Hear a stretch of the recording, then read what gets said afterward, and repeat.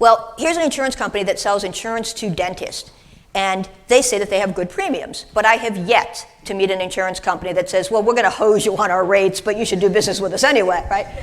They all say they're going to save you money.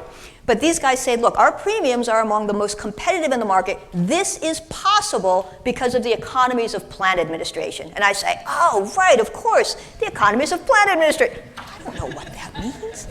No idea what that means, but they give me the reason, and I'm already nodding yes, I can believe them, yeah, I can trust them. Now, you can't use because at the start of every paragraph. You would sound redundant. So, here we have another version of the reason why. Since you're a valued member of the demand gen community, because, since, therefore, as a result, but serve up that reason why. And sometimes your reason why is going to have to do with something called input bias. And input bias is a very common decision-making shortcut. When we don't know how to evaluate something, what we do is we look at the time and effort that goes into it, and we use that as a proxy for quality. So if a lot of time or effort went into something, well, we think it must be good. So here it's like, we've analyzed over 1 billion tweets, and we think, ooh, wow, okay, this must be a pretty solid, comprehensive list if they put that much time or effort into it. So what we want to do is we want to include because, or the reason why, to trigger compliance, to get people to say yes. And sometimes the reason why is going to be the time or effort that went into creating our product or bringing it to market. We're also influenced by first mentions and familiarity. We're talking about how what we hear influences us. What we hear first and what we hear often can impact us. Behavioral scientists talk about anchoring. And what they found is the first piece of information we encounter, very often a number, very often a price, becomes our reference point, and everything else gets evaluated against it. That first piece becomes our reference, and then any other piece of information we encounter, we evaluate against it. Researchers ran an interesting study. They asked people, how old do you think Mahatma Gandhi was when he died? But some people were asked the question one way, and some people were asked another way. So some people were asked, how old do you think Mahatma Gandhi was when he died? Older or younger than 9? Other people were asked, how old do you think Mahatma Gandhi was when he died? Older or younger than 140? Those two numbers, right, 9 and 140, are not particularly helpful, because if you know anything about Mahatma Gandhi, you know he was older than 9 before he passed away. And if you know anything about the human lifespan, you know that nobody's quite made it to 140, right? But the numbers served as anchors. People who were asked older or younger than 9, they estimated 50. People who were asked older or younger than 140, they estimated 67. 17 years spread, and the only difference was the anchor that had been dropped into the question.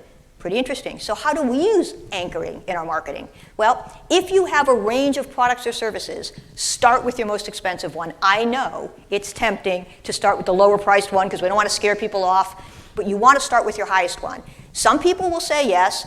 Other people will be like, ooh, that's kind of expensive, but everything else is going to look like a better deal. When you start with your lowest price, it's really hard to move people up. So you want to start with your high price and then go down from there.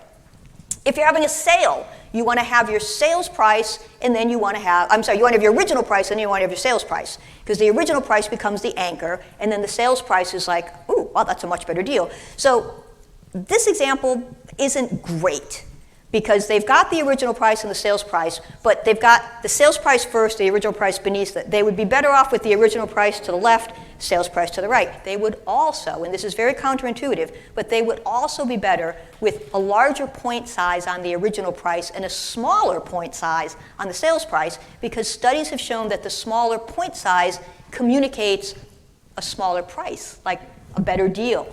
So a couple of things that could have improved here, but at least they've got the basic idea of anchoring. And now here we've got CVO Academy, and they're selling some online courses for the first time. And I don't know, people aren't really sure what an online course should cost out of CVO Academy, and they say, you know what, we're running a special. For the next 10 hours, the price is a steal, about 2 cups of coffee. And we're like, oh, okay. That's a price I understand. I know what a cup of coffee costs. I buy several every day. This would be a good spend. It doesn't seem to be, exorbitantly expensive. So what we want to do is we want to lead with our higher prices, and we want to link to easy numbers. Another piece of behavioral science, as we're talking about what we hear, is descriptions trigger default decisions. How we describe something can change how people respond to it. I can have the same product, the same price. I describe it one way, everybody wants it. I describe it a different way, nobody's very interested. Behavioral scientists call this framing. And what they found is the words that you choose not only impart information, but they influence people's decision. Sometimes we think if we can just get the words out there and there are no typos, we're good. But no, individual word choice can make a difference. Researchers gave people these bags of sweets, And some of the bags said fruit chews. And some of the bags said candy chews. Well, when it said fruit chews, people ate more of them. It was the same confection inside the bags, but when it said fruit chews, it just, it seemed healthier, so people ate more.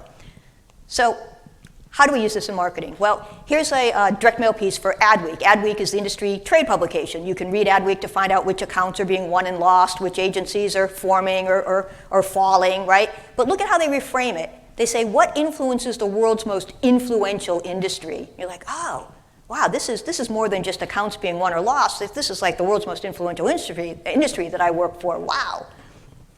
Or here we have Eversource Energy, and they want businesses to take a no-cost energy assessment. Well, businesses are busy, right? But they framed it differently. They said saving energy means more money to invest in your business. So it's not just good for the environment, it's good for your business. They get you to think about it differently. And here we have something from Intuit, and they're tapping into a study that came out of Stanford that found that framing things in terms of time and experience is actually more motivating than framing things in terms of money. When you frame things in terms of money, you focus people on the price. When you frame things in terms of the experience someone's going to have with your product, they start to think about the emotions around that and what it's going to be like to use your product, and it mitigates the price. So here's Intuit, they say, be your client's hero. And suddenly you're thinking about how it's going to feel to be your client's hero, to have your clients looking at you adoringly. And if it costs a little bit extra, that's not as important anymore, right? So framing things in terms of experience is more important than framing things in terms of money. And when I say more important, I mean more effective. So remember, get people to see things in a different way. That's what framing will allow you to do.